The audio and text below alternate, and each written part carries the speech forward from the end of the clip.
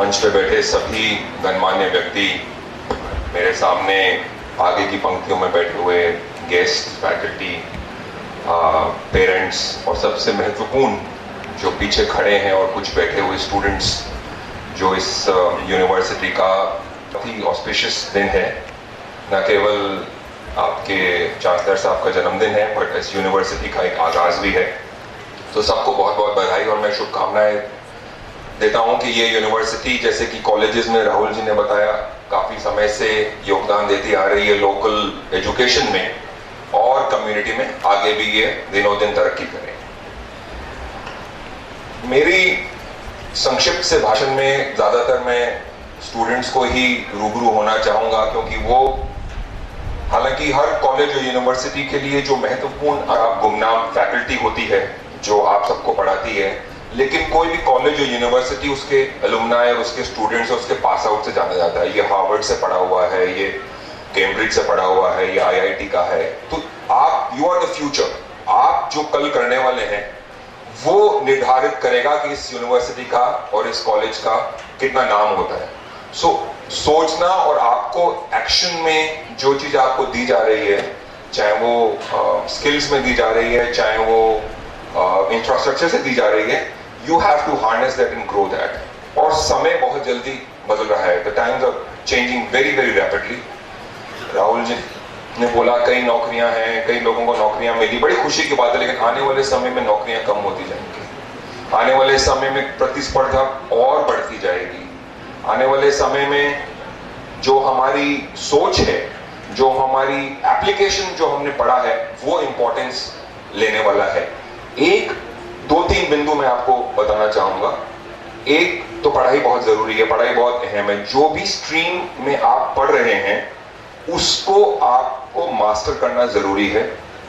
उसको थ्योरी और प्रैक्टिकल में मास्टर करने के बाद उसको जिंदगी में और लाइफ में एप्लीकेशन बहुत जरूरी है। अगर उसको आप अप्लाई नहीं कर सकेंगे तो आप उस पढ़ाई का कोई महत्व नहीं है मेरी नजर में। वो किताबी जो नॉलेज है वो किसी काम की नहीं है अगर आप उस सीखी हुई चीज को किसी जिंदगी के काम में या जिद्दी मायने में उसको अप्लाई नहीं कर पाएंगे। तो हमेशा याद रखिए, अपनी फैकल्टी, अपनी जो पढ़ाई कराने वाले आपके लोग हैं, उनसे पढ़ाई के अलावा भी जाने।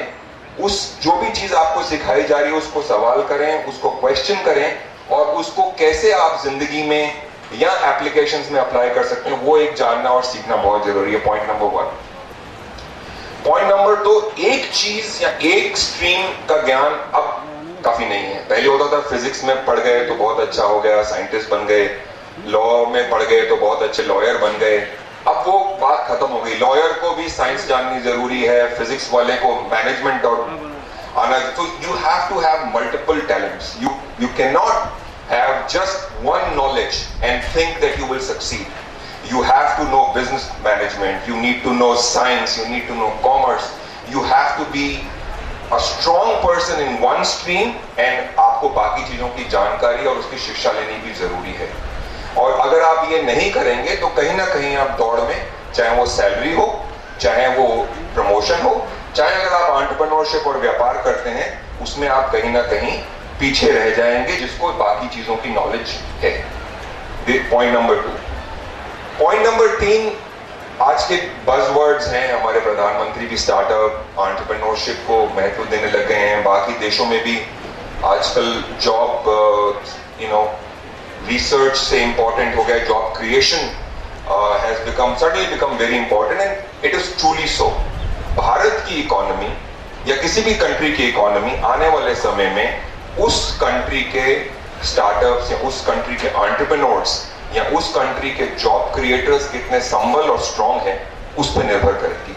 और आप लोग, जैसा कि बाकी सभी यूनिवर्सिटियों में और बाकी कॉलेजों में भी सिखाया जा रहा है, you have to start working in that direction and entrepreneurship is very important. Rahul ji नहीं है, लेकिन आने वाले समय में केवल पढ़ाई ही नहीं, इंक्यूबेशन सेंटर इस यूनिवर्सिटी में होना चाहिए, एक्सेलरेशन प्रोग्राम होना चाहिए पोस्ट ग्रेजुएशन स्टूडेंट्स के लिए, because you really need to understand कि आने वाले बिजनेसेस को हम लोगों को बाहर से बुलाना, हम लोगों से 1-on-1 सेशन करना, और भी आप लोगों को फील्ड ट्रेनिंग में भेजना, इंडस्ट्री ट्रेनिंग में भेजना, all that is great, but ultimately Akhilesh Kumar ji Pandey, doctor Pandey शिक्षाविदों में एक प्रसिद्ध व्यक्तित्व हैं। आपने रानी दुर्गावती कॉलेज से बॉटनी में डॉक्टर ऑफ साइंस की शिक्षा प्राप्त की। आपने टेक्निकल असिस्टेंट से प्रोफेसर तक विभिन्न स्तरों पर कार्य किया। वर्तमान में आप Madhya Pradesh private university regulatory commission अध्यक्ष पर सेवारत हैं। आपने विभिन्न प्रतिष्ठित शैक्षणिक संस्थाओं में सेवाएं प्रदान की। आप Indira Gandhi national open university आदि unique centre, Madhya Pradesh council of science and technology सेट के संयोजक रहे हैं तथा आपने विभिन्न राष्ट्रीय एवं अंतर्राष्ट्रीय ख्याति प्राप्त कोर्सेज और सेमिनार का भी आयोजन कराया है। आप 1994 से 2009 तक इंडियन बॉटनिकल सोसाइटी जबलपुर के सचिव रहे। अंतर्राष्ट्रीय ख्याति के पत्रिकाओं के प्रकाशन की संख्या के बाद doctor Pandey professional academic society या इंडियन साइंस कांग्रेस एसोसिएशन के जीवन सदस्य रहे। आपने विभिन्न प्रतिष्ठित पुरस्कार जैसे professor R N. Trivedi young scientist medal, स्वर्ण जयंती प्रविधता सम्मान और डॉक्टर दस्तूर मेमोरियल लेक्चर अवार्ड प्राप्त किए हैं। मैं डॉक्टर अखिलेश कुमार जी पांडे से निवेदन करती हूँ कि वे आए और अपने विचार व्यक्त करें।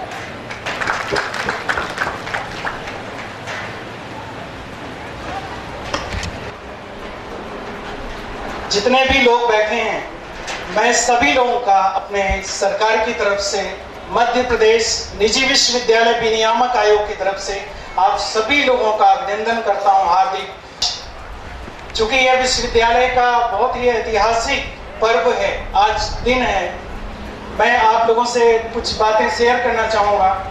शिक्षा हर देश का एक संस्कृति होती है। शिक्षा के माध्यम से शिक्षा संस्थान जो होते हैं वो किसी देश की सांस्कृतिक धरोहर को संरक्षित करते हैं, संरक्षण करते हैं और एक पीढ़ी से दूसरी पीढ़ी तक वो उसको हस्तांतरित करते हैं। ये काम शिक्षा संस्थानों का ही होता है, शिक्षा संस्थानों के माध्यम से ये होता है। आज जहां आप लोग बैठे हैं, मालवा रीजन किसी समय में हिंदुस्तान के पुरातन काल में ही शिक्षा का बहुत बड़ा सेंटर रहा है। उज्जैनी, आप सब लोग परिचित होंगे, उज्जैन में वो विश्वविद्यालय रहा है जो नालंदा विश्वविद्यालय या और सारे नालंदा, तक्षशिला ऐसे विद्यालयों के साथ में उस तरीके के नाम लिया जाता, जहाँ उज्जैनी विश्वविद्यालय था, जहाँ विदेश के भी लोग छात्र आते थे और वहाँ पढ़ते थे। यही नहीं, जहां आज आप लोग बैठे हैं, इसके इतिहास से यह जो मंदसौर है, आप इसमें देखिए, ये ऐतिहासिक दृष्टि, धार्मिक दृष्टि, सांस्कृतिक दृष्टि से भी बहुत ही महत्वपूर्ण मध्य प्रदेश का एक भाग है। जहां आप देखिए बहुत प्रसिद्ध मंदिर भी हैं, कई ऐसी चीजें हैं। यही नहीं, कुछ ऐसी एग्रीकल्चर, कृषि से संबंधित यहाँ पे कुछ ऐसी क्रॉप्स हैं जो मात्र इसी एरिया में मिलती हैं। अभी राहुल जी ने बताया ब्लैक कॉटन सॉइल, कॉटन हुआ, ओपियम हुआ, अफीम, ये सारी चीजें जो है इस शायद स्थान के ही ऐतिहासिक महत्व को दर्शाती हैं। ऐसे समय में यह, इसमें कोई डाउट नहीं है, काफी दूर विक्रम विश्वविद्यालय यहाँ से काफी दूर था, इस एरिया में कोई विश्वविद्यालय नहीं था। इसलिए मैं माननीय श्री नरेंद्र नाटा जी को बधाई देना चाहता हूं, उनका धन्यवाद भी देना चाहता हूं अपनी मध्य प्रदेश की युवाओं की तरफ से, सरकार की तरफ से। उन्होंने एक प्रयास किया और यहाँ एक नया विश्वविद्यालय स्थापित किया। उसके लिए मैं पूरे मैनेजमेंट को, नाटा साहब को बधाई देना चाहता हूँ सभी लोगों की तरफ से कि उन्होंने शिक्षा के इस महत्व को समझते हुए और यहाँ पे इस विश्वविद्यालय की स्थापना की। विश्वविद्यालय केवल शिक्षा के लिए नहीं जाने जाते, विश्वविद्यालय शोध के लिए, जब तक विश्वविद्यालय में शोध ना हो तब तक शायद विश्वविद्यालय की जो संकल्पना पंडित जवाहरलाल नेहरू जी ने की थी वो शायद पूरी नहीं होगी। इसलिए खास तौर से मैं, मैनेजमेंट तो आपकी आवश्यकताएं पूरा करेगा, लेकिन विश्वविद्यालयों को शोध के माध्यम से ऊंचाई पे पहुंचाना, ये काम जो है फैकल्टी का है और यहाँ के छात्रों का है। आज किसी समय में विश्व जो हमारा हिंदुस्तान है रिसर्च में बहुत आगे था, शिक्षा में बहुत आगे था। एक से एक यदि हमारे वेद पुराण आप पढ़िए तो कोई ऐसा फील्ड नहीं है जहां हमारे ऋषि मुनियों ने एक्सेल हासिल ना किया हो, सबसे उपलब्धियां हासिल ना किया हो। लेकिन कुछ समय से हमारे देश में कई कारणों से हमारी जो शिक्षण संस्थान रहे हैं, हमारे शोध संस्थान रहे हैं, उनमें कई तरीके की समस्याएं थी। उसके कारण शायद हम पिछड़ गए कुछ समय के लिए, लेकिन आज हम दोबारा उसको हासिल करना हमारे विश्वविद्यालयों के जो शिक्षण संस्थान हैं, विश्वविद्यालय हैं, महाविद्यालय हैं, उनकी जिम्मेदारी है। मैं अक्सर late prime minister Shrimati Indira Gandhi का एक कोटेशन जो उन्होंने 1960 में BHU में बनारस हिंदू यूनिवर्सिटी में इंडियन साइंस कांग्रेस के अवसर पर उन्होंने दिया था, उसके 2 टर्म अक्सर मैं छात्रों से डिस्कस करता हूं। एक उन्होंने टर्म दिया था टर्न की फैक्ट्री, स्क्रू ड्राइवर टेक्नोलॉजी। शायद इंजीनियरिंग वाले इस चीज के जो हमारे प्रोफेसर साहब लोग हैं या छात्र हैं उसको, उनका ये हमेशा ये कहना था कि हम हमेशा, अक्सर ये होता है कि हम विदेशी टेक्नोलॉजी और प्रोटोकॉल्स पे डिपेंडेंट रहते हैं।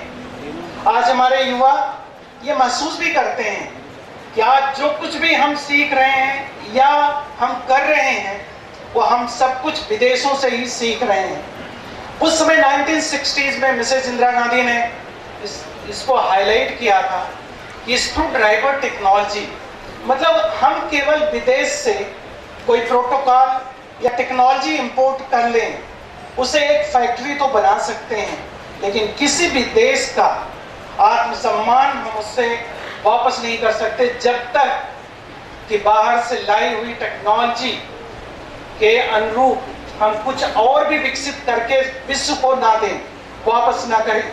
इसलिए छात्रों, खास तौर से हमारे युवा जो हमारे आने वाले समय में रिसर्चर हैं, उनसे मैं अनुरोध करूंगा कि कम से कम इस बात को रियलाइज करें। हमारे कंट्री में जो विश्व गुरु था, साइंस एंड टेक्नोलॉजी, मेडिकल, सभी में आगे था। हम लोगों की जिम्मेदारी है कि हम उसे दोबारा हासिल करें, और शायद आज पूरा विश्व जो है हिंदुस्तान की तरफ देख रहा है, और यदि हम मेहनत करेंगे, लक्ष्य निर्धारित करेंगे तो शायद ये होगा। दूसरा, हमारे अभी honourable prime minister Shri Modi ji अभी 3 से लेकर 7 तारीख को जो इंडियन साइंस कांग्रेस हुई है, उसमें वैज्ञानिकों को उन्होंने एक तरीके से एक मैसेज दिया, एक आह्वान किया कि हम जो भी रिसर्च करें, जो भी टेक्नोलॉजी विकसित करें, हिंदुस्तान एक बहुत ही इकोनॉमिकल डाइवर्सिटी वाला देश है। हमारे जो गांव हैं, हमारे ग्रामीण क्षेत्र हैं, वो आज भी कई तरीके की टेक्नोलॉजी से बहुत दूर हैं, वो उसका उपयोग नहीं कर पा रहे हैं। उन्होंने 5 E का वर्ड किया, जिसमें 2 E का मैं जिक्र करना चाहूँगा। इपैथी, हमारी कोई भी टेक्नोलॉजी जो विकसित हो उसमें वैल्यू बेस्ड टेक्नोलॉजी होना चाहिए। हम ऐसी टेक्नोलॉजी विकसित करते हैं, यदि उसका मिसयूज होता है तो शायद वो हमारे मानव सभ्यता के लिए यूजफुल नहीं होगा। एक एग्जाम्पल कोट करना चाहूँगा। मेडिकल में सोनोग्राफी डेवलप की गई, जिस वैज्ञानिक ने डेवलप किया था, उसे यदि मालूम होता कि इससे जो है मेल और फीमेल रेशियो बहुत इम्बैलेंस हो जाएगा, तो शायद उन्होंने इसको डेवलप ना करते। लेकिन उन्होंने डेवलप किया था कि बच्चे जब पेट में होते हैं, उनको कोई बीमारी हो, इनबॉर्न डिसीज को क्योर करने के लिए, डायग्नोज करने के लिए उसको किया था। लेकिन आज दुर्भाग्य से जहां सरकारों को वेलफेयर स्कीम चलाना चाहिए, वहां लड़की बचाओ आंदोलन चलाना पड़ता है। ये हम जैसे भारतवर्ष में जहां एजुकेशन का हमेशा दर्शन रहा है, एक फिलॉसफिकल एजुकेशन था, वहाँ ये चीज़ें बहुत, मैं अनुरोध करना चाहूँगा कि हमारी टेक्नोलॉजी जो भी हम विकसित करें, उसके यूज़ और मिस यूज़ के लिए भी हम जागरूकता फैलाएं। दूसरा, इक्विटी, हमारी बहुत सारी ऐसी टेक्नोलॉजी है जो हमारे गरीब, हमारे रूरल लोग उसको यूज़ नहीं कर पा रहे हैं।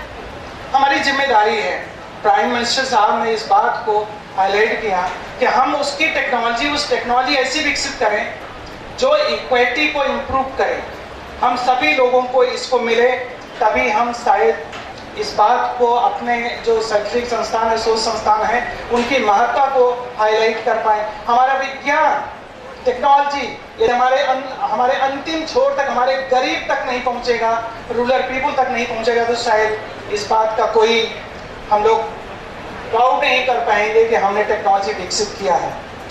एक बात मैं छात्रों से, आज छात्रों में बहुत ही जल्दी डिप्रेशन आ रहा है, बहुत जल्दी डिप्रेशन आ रहा है, और प्रदेश में छोटी छोटी बातों पे लेकर के हमारे छात्र, हमारे युवा बहुत ऐसे एक्सट्रीम कदम उठा लेते हैं, खास तौर से यूनिवर्सिटीज में, महाविद्यालयों में, जो कि बहुत अच्छा नहीं है, बहुत अच्छा साइन नहीं है। मैं डॉक्टर APJ अब्दुल कलाम साहब का एक कोटेशन आप लोगों के सामने रखना चाहूँगा, खासकर युवाओं के लिए, और युवाओं के लिए नहीं, हम यूनिवर्सिटी के फैकल्टी, खास तौर से हम जैसे शिक्षक साथियों का जो दायित्व है, पेरेंट्स का दायित्व है, उसके प्रति मैं थोड़ा सा आप लोगों का ध्यान